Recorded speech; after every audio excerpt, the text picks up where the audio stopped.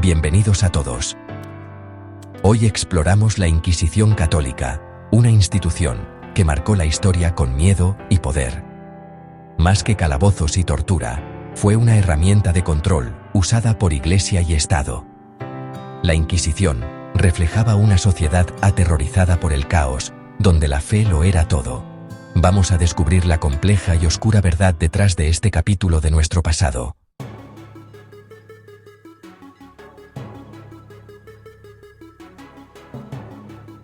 Para entender la Inquisición, debemos comprender el mundo del que surgió.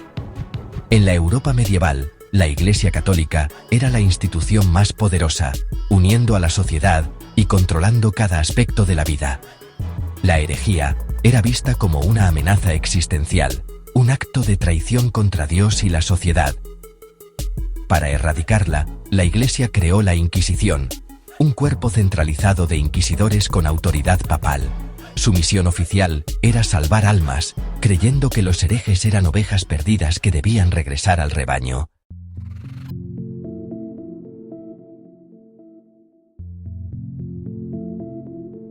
Así que, cuando hablamos de la Inquisición, es crucial separar la versión de Hollywood de la realidad histórica. La imagen popular es la de una organización monolítica y todopoderosa que mantuvo a Europa en un constante estado de terror durante 600 años. La verdad es más matizada. La Inquisición no fue una sola entidad.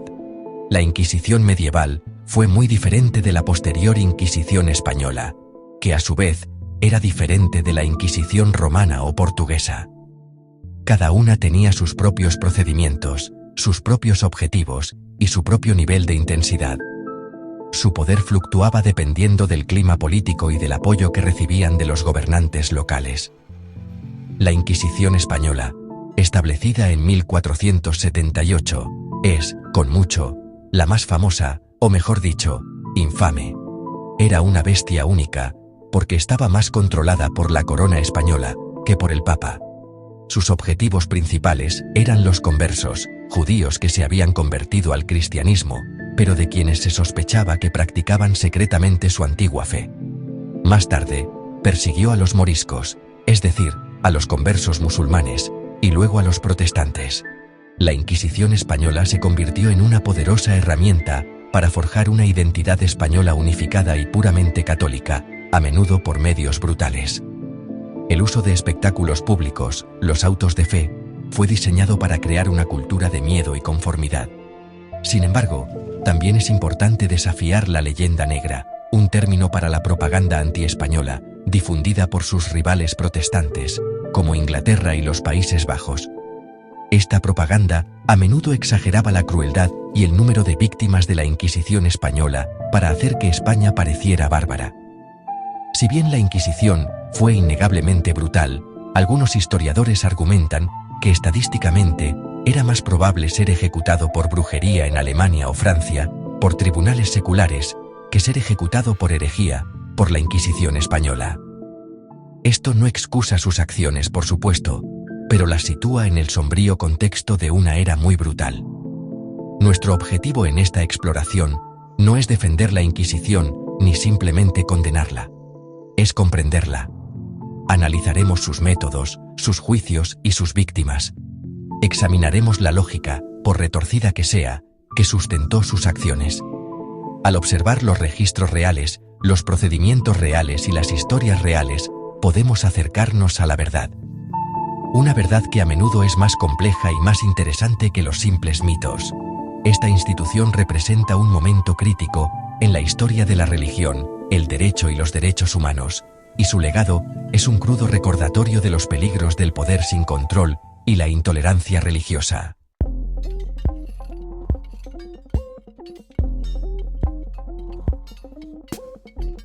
¿Cómo comenzó la Inquisición?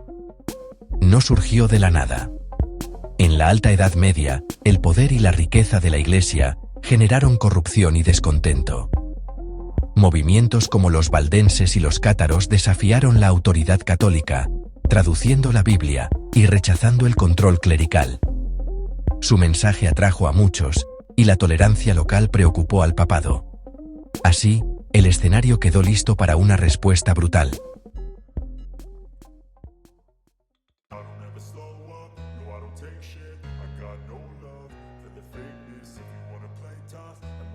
Cuando la predicación falló y la herejía creció, la Iglesia necesitó una nueva arma. El Papa Gregorio IX centralizó la lucha, creando la Inquisición papal. Sus inquisidores, con poderes extraordinarios, solo respondían ante el Papa. Así nació una máquina de control religioso, diseñada para erradicar la disidencia y cambiar Europa para siempre.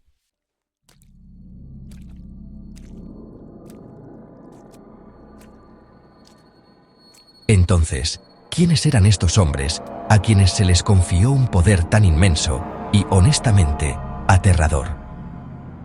Los primeros inquisidores no eran solo sacerdotes cualquiera. El Papa Gregorio IX tomó una decisión muy estratégica. Eligió a sus nuevos agentes principalmente de las órdenes mendicantes recién fundadas, especialmente los dominicos y, en menor medida, los franciscanos. Estos no eran los típicos sacerdotes parroquiales. Los dominicos, oficialmente conocidos como la Orden de Predicadores, fueron fundados por Santo Domingo específicamente para combatir la herejía a través del rigor intelectual y la predicación. Eran muy educados, disciplinados y ferozmente leales al papado. Eran la élite intelectual de la Iglesia, sus fuerzas especiales. Su apodo, Dominicanes, que en latín significa perros del Señor, era un juego de palabras con su nombre y capturaba perfectamente su misión. Estaban destinados a ser los perros guardianes de Dios, cazando implacablemente a las ovejas descarriadas de la herejía y protegiendo al rebaño. A diferencia del clero local, que podría tener lazos y lealtades con sus comunidades, los dominicos eran forasteros. Su lealtad era solo al Papa, lo que los hacía imparciales e incorruptibles a los ojos de la Iglesia. Fueron entrenados en teología y derecho, lo que los hacía excepcionalmente adecuados para la compleja tarea de identificar, interrogar y procesar a los acusados de creencias poco ortodoxas. Cuando un inquisidor dominico llegaba a un pueblo o aldea sospechoso de albergar herejes, era un evento importante. Típicamente anunciaba un tiempo de gracia, un periodo de usualmente 1 o 2 semanas. Durante este tiempo, cualquier hereje podía presentarse, confesar sus pecados y recibir una penitencia relativamente leve, como una peregrinación o usar cruces cosidas en su ropa. Era una oportunidad para empezar de cero. Pero este periodo de gracia tenía un lado más oscuro. También era un momento para que todos los demás se presentaran y denunciaran a cualquiera que sospecharan de herejía.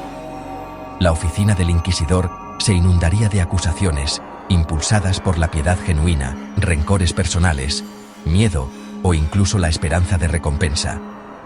Una vez que terminaba el tiempo de gracia, comenzaba el verdadero trabajo. El inquisidor y su equipo examinarían las denuncias y comenzarían a citar a los sospechosos para interrogarlos. Estos inquisidores no eran solo matones, eran meticulosos guardianes de registros.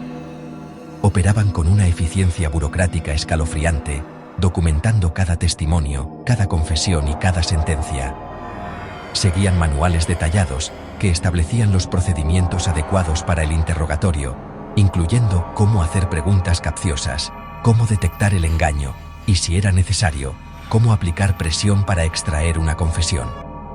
Los perros dominicos habían sido desatados y su metódica caza había comenzado.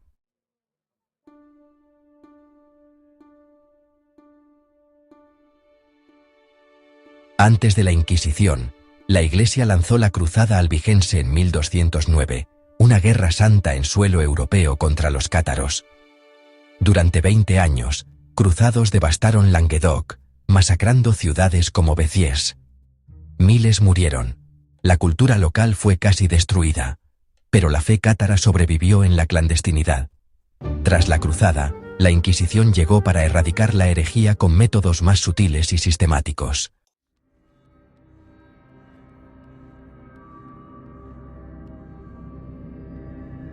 Los primeros días de la Inquisición fueron un periodo de prueba y error. No había, un único y unificado libro de reglas al principio. Inquisidores como Robert Le Bougre en Francia o Conrado de Marburgo en Alemania operaban con mucha autonomía y, sus métodos eran a menudo brutales y caóticos, llevando a revueltas populares e incluso, en algunos casos, al asesinato de inquisidores. ¿Qué Quedó claro que para ser efectiva y mantener cierta apariencia de legitimidad, la Inquisición necesitaba un conjunto estandarizado de reglas y procedimientos. Necesitaba transformarse de una misión de venganza en una institución sistemática y burocrática. Esta formalización comenzó a tomar forma a mediados del siglo XIII. Se escribieron manuales para inquisidores que proporcionaban una guía detallada sobre cómo llevar a cabo su trabajo. El más famoso de estos fue la Practica Inquisitionis Heretice Pravitatis, o la práctica de la Inquisición de la Pravidad Herética, escrito por el inquisidor dominico francés Bernardo Guy, a principios del siglo XIV. Estos manuales no eran solo sobre tortura, eran documentos legales y teológicos complejos que cubrían todo, desde cómo identificar diferentes tipos de herejía, hasta la forma adecuada de registrar el testimonio de los testigos y dictar una sentencia. El juicio inquisitorial era muy diferente de un juicio moderno. Al acusado no se le decía quién lo había acusado, no se le permitía un abogado defensor en el sentido moderno. Cualquier abogado que defendiera a un presunto hereje con demasiado vigor se arriesgaba a ser acusado de herejía él mismo. El acusado tenía que probar su propia inocencia, esencialmente probando un negativo, lo cual era increíblemente difícil. El inquisidor actuaba tanto como investigador como juez. Todo el proceso fue diseñado para asegurar una cosa: una confesión. Una confesión era vista como prueba del éxito del inquisidor, un alma salvada de la condenación y una victoria para la Iglesia. El abanico de castigos era amplio. Para aquellos que confesaban temprano durante el tiempo de gracia y cuya herejía no se consideraba grave, las penitencias podían ser relativamente leves. Esto podría incluir usar cruces amarillas en su ropa de por vida, una marca visible de vergüenza, o ser enviados a una peregrinación larga y peligrosa. Para aquellos que eran más obstinados o eran herejes reincidentes, los castigos eran más duros: prisión a largo plazo, a menudo en condiciones terribles, o la confiscación de todas sus propiedades. La pena de muerte, usualmente la hoguera, estaba reservada para los herejes más obstinados y aquellos que reincidían después de ser reconciliados con la Iglesia. Este sistema, nacido del caos, se había convertido ahora en una máquina de control escalofriantemente eficiente.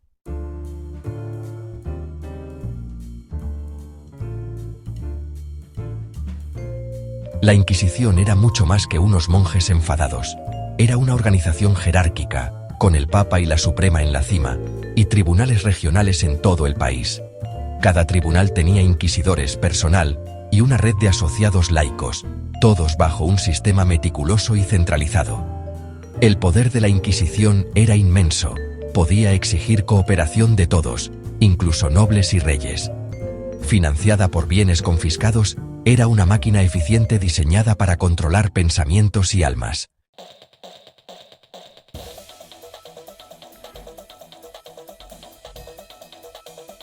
Todo comenzó con un susurro, una denuncia secreta. Cualquiera podía acusar: un rival, un vecino, incluso un familiar. Los inquisidores reunían testimonios ocultos, y si creían que había un caso, emitían una citación. Un alguacil llegaba de noche, sin explicar el motivo. El sospechoso era encarcelado, aislado y despojado de todo. Antes de cualquier pregunta, ya estaba solo, aterrorizado y quebrado. Así lo quería la Inquisición.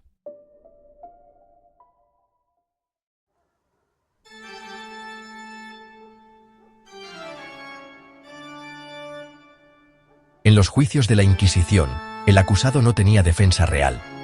No existía el derecho a un abogado independiente, ni a confrontar a los acusadores, ni la presunción de inocencia. El abogado era un funcionario de la corte, encargado de aconsejar la confesión, no de defender. El sistema estaba en contra del acusado desde el principio. Era una trampa legal, donde la culpabilidad ya se asumía y la única salida era confesar y someterse.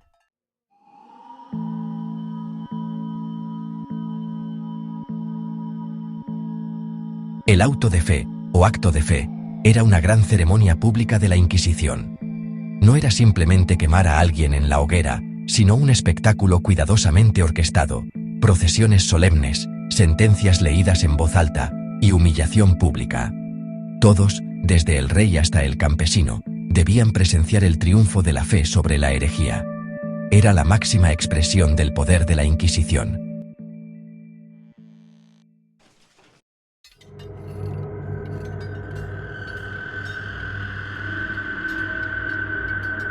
Cuando la manipulación psicológica y el encarcelamiento no lograban una confesión, los inquisidores recurrían a la tortura judicial. Era un método legalmente sancionado, autorizado por la bula papal Ad Extirpanda en 1252. La Iglesia justificaba la tortura como necesaria para erradicar la herejía y salvar almas. Los inquisidores la veían como un método de interrogación, no de castigo. Existían reglas, debía haber pruebas previas, un médico presente y no causar mutilación permanente. La confesión debía ratificarse libremente después, lejos de la cámara de tortura. Pero en la práctica, era un sistema diseñado para quebrar al acusado por completo.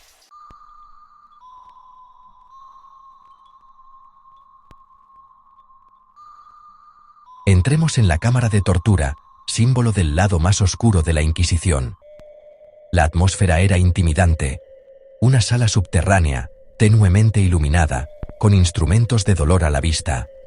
Los inquisidores dirigían el proceso, mientras el verdugo ejecutaba la tortura. Los métodos favoritos, como el potro, el estrapado y la toca, buscaban infligir máximo dolor sin derramar sangre.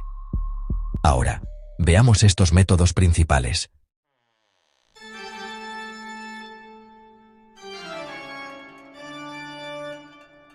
Una de las formas de tortura más utilizadas y agonizantes empleadas por la Inquisición fue el estrapado, también conocido como la corda o la cuerda. Su mecánica era engañosamente simple, pero el dolor que infligía era inmenso. Las manos del prisionero eran atadas a su espalda, y la cuerda era luego pasada alrededor de sus muñecas y lanzada sobre una polea unida al techo de la cámara de tortura. El verdugo entonces izaba al prisionero en el aire, forzando todo el peso de su cuerpo sobre sus brazos, que eran torcidos hacia atrás. La etapa inicial de esto ya era insoportable, causando una inmensa tensión en los hombros y los brazos. Esto era solo el comienzo de la ordalía. Con la víctima suspendida en esta posición vulnerable y dolorosa, el inquisidor reanudaba tranquilamente el interrogatorio, pidiéndole que confesara sus herejías. Cada negación era recibida con un aumento en la intensidad de la tortura. El verdugo podía sacudir la cuerda, enviando oleadas de dolor a través del cuerpo de la víctima. La forma más severa del estrapado implicaba una caída repentina, o esquassación. La víctima era izada a una altura significativa y luego dejada caer de repente, con la cuerda deteniéndola justo antes de que sus pies tocaran el suelo. El tirón violento era lo suficientemente potente como para dislocar ambos hombros al instante. El dolor de tener ambos brazos arrancados de sus cuencas es casi inimaginable. La víctima, ahora en un estado de shock y agonía, era bajada al suelo y un médico la examinaba. Si se consideraba que podía soportar más, el proceso podía repetirse. A veces, se ataban pesas a los tobillos del prisionero para aumentar el peso corporal y hacer que la dislocación fuera más severa y más segura. Este método era brutalmente efectivo porque dejaba pocas marcas externas, aparte de los hombros arruinados, adhiriéndose así técnicamente a la regla de no derramar sangre mientras causaba lesiones que alteraban la vida. La experiencia fue diseñada para ser tan psicológicamente devastadora como físicamente. Ser suspendido indefenso en el aire, bajo el control total de tus verdugos, era un acto profundo de humillación. La combinación de dolor intenso, impotencia y el interrogatorio tranquilo y persistente del inquisidor creaba una tormenta perfecta de sufrimiento diseñada para quebrar incluso el espíritu más resuelto.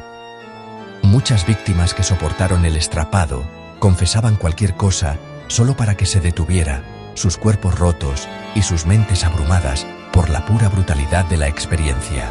Las cicatrices, tanto físicas como psicológicas, durarían toda la vida.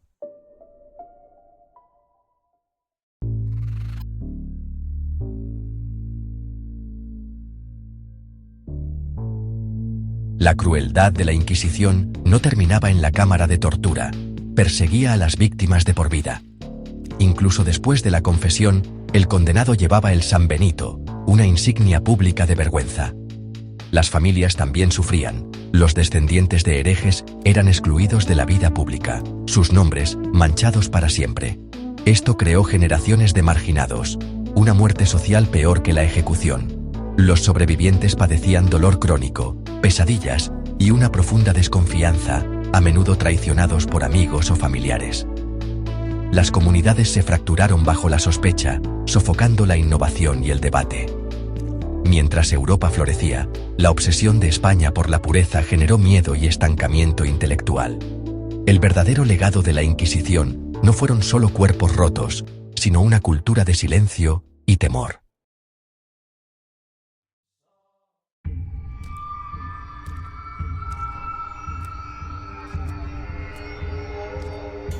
Tomás de Torquemada, el primer gran inquisidor, representó el celo más oscuro de la Inquisición. Como confesor de la reina Isabel, él convirtió la Inquisición en una máquina nacional de terror. Él estandarizó la tortura, el interrogatorio y la humillación pública, sin dejar ninguna ciudad intacta. Bajo su mando, miles fueron investigados, muchos quemados, incontables más arruinados. Torquemada impulsó la expulsión de los judíos de España, que culminó en el decreto de la Alhambra. Su fanatismo lo hizo temido, tanto por papas como por reyes. El nombre de Torquemada se volvió sinónimo de extremismo religioso y crueldad. Él dejó un legado de miedo y destrucción, que persiguió a España por siglos.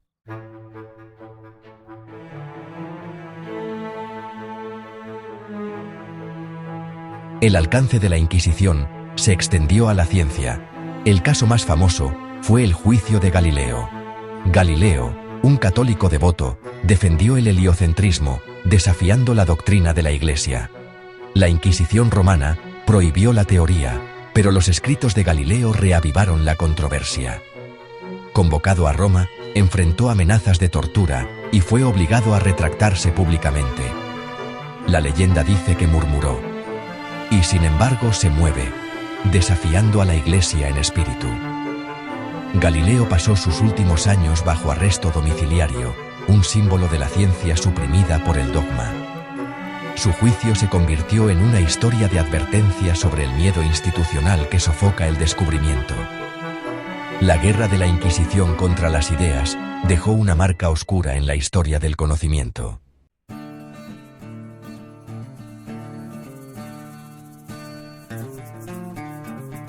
La sombra de la Inquisición se extendía mucho más allá de España.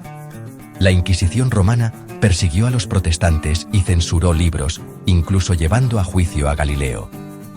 La Inquisición de Portugal, siguiendo el modelo de la española, llegó a sus colonias, Goa, Brasil, persiguiendo a los conversos y forzando la conformidad. En las Américas, los tribunales de México, Perú y Colombia vigilaban a los colonos y a los sospechosos de herejía. Las poblaciones nativas fueron mayormente perdonadas, pero los disidentes europeos enfrentaron un duro escrutinio. La Inquisición se adaptó a las condiciones locales, siempre sirviendo al mismo propósito: imponer la unidad religiosa a través del miedo. En los bastiones católicos, su presencia perduró por siglos. En otros lugares, su poder se desvaneció. A través de los continentes, el legado de la Inquisición fue una red global de control y sospecha.